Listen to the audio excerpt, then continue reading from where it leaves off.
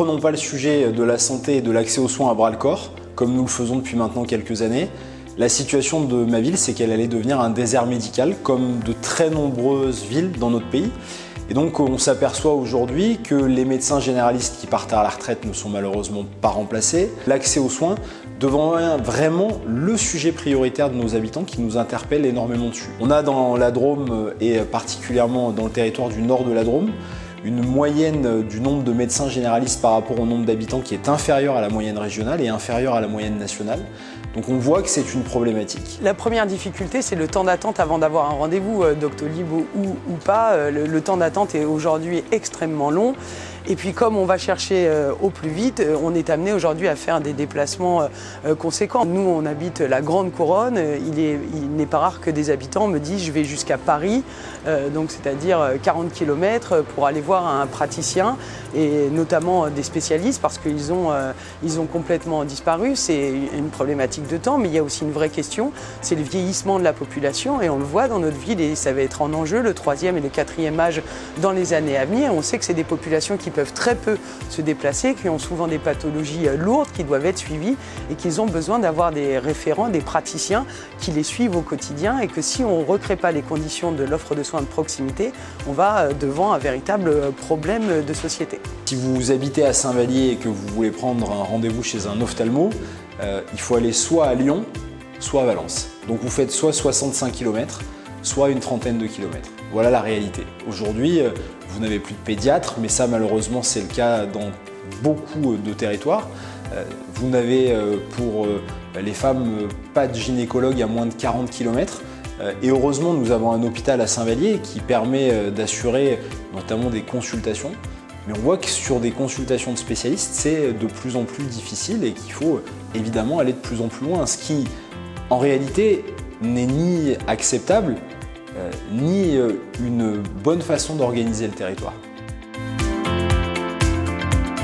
Une nouvelle manière de penser l'accueil de ces médecins, c'est de recréer ce qu'on appelait avant des dispensaires, c'est-à-dire de salarier des médecins au niveau de nos collectivités pour permettre une offre de soins à la hauteur des besoins. C'est ce que j'ai initié en 2019 dans ma commune avec la création d'un centre municipal de santé, et donc l'accueil au fur et à mesure aujourd'hui de 4 médecins généralistes, une pédiatre et des sages-femmes qui font le suivi gynécologique, puisque nous manquons cruellement de gynécologues de ville. Nous avons créé à Saint-Vallier aussi pour attirer notamment des jeunes médecins à venir s'installer plus tard, une maison des internes.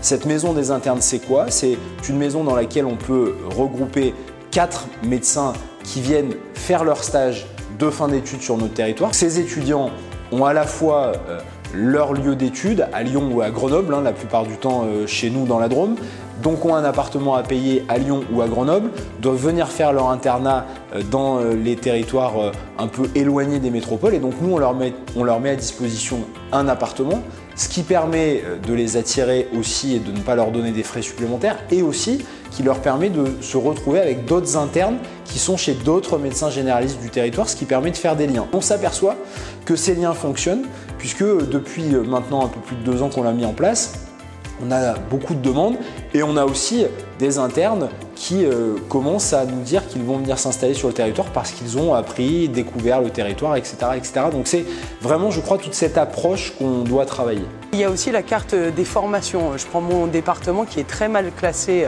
la Seine-et-Marne, en présence de praticiens de santé, et pour cause, il n'y a pas de CHU en Seine-et-Marne, donc pas de formation de médecins dans un territoire, la Seine-et-Marne, qui fait 50% de l'Île-de-France. Donc ça aussi, c'est une vraie question, parce qu'elle va de pair avec l'implantation des structures hospitalières et des structures de formation de soignants. On n'est pas au niveau de ce qu'on devrait être en offre de soins, donc il faut quand même se poser la question du nombre de médecins qui sont formés. Ça, c'est primordial, c'est la première chose. La deuxième chose, c'est comment on soutient ces initiatives, qui soient communales, intercommunales ou départementales, parce qu'il y a un enjeu budgétaire, financier. Donc la question doit être posée de ce soutien au fonctionnement de ces structures publiques qui sont une vraie réponse aux besoins et qui aujourd'hui sont à la seule charge des collectivités qui souhaitent les mettre en place. Ça, c'est une véritable question. Dans le domaine de la santé, il faut d'abord et avant tout de la souplesse. Il faut plus de souplesse pour les territoires. Et donc il faut laisser la possibilité à chaque territoire de s'organiser là où c'est le plus pertinent pour organiser l'offre de soins. Le rôle de la PVF, c'est aussi de pousser au niveau de l'État, au niveau du gouvernement, pour qu'il y ait cette prise en compte du réel et que finalement, il y ait plusieurs éléments qui soient pris en compte. Le premier, c'est de faciliter les possibilités pour les maires et pour les élus de se saisir du sujet de la santé en levant des contraintes et des lourdeurs qui peuvent peser sur les montages des dossiers. Puis la deuxième chose, c'est qu'on puisse avoir un État qui prenne aussi véritablement en considération ce qui se passe dans le réel de nos territoires. Toute la politique de santé qu'on essaye de construire, on a d'abord et avant tout voulu la penser par rapport à ce que voudraient les jeunes médecins qui finissent leurs études. On doit s'adapter à des horaires, on doit s'adapter à des temps de travail, on doit s'adapter aussi à des facilités liées à toute la paperasse qu'ils peuvent avoir. Et donc on essaye, nous, de faciliter au mieux le quotidien des médecins en leur proposant ce qu'ils souhaitent et finalement ce que nous souhaitons tous dans notre vie de tous les jours.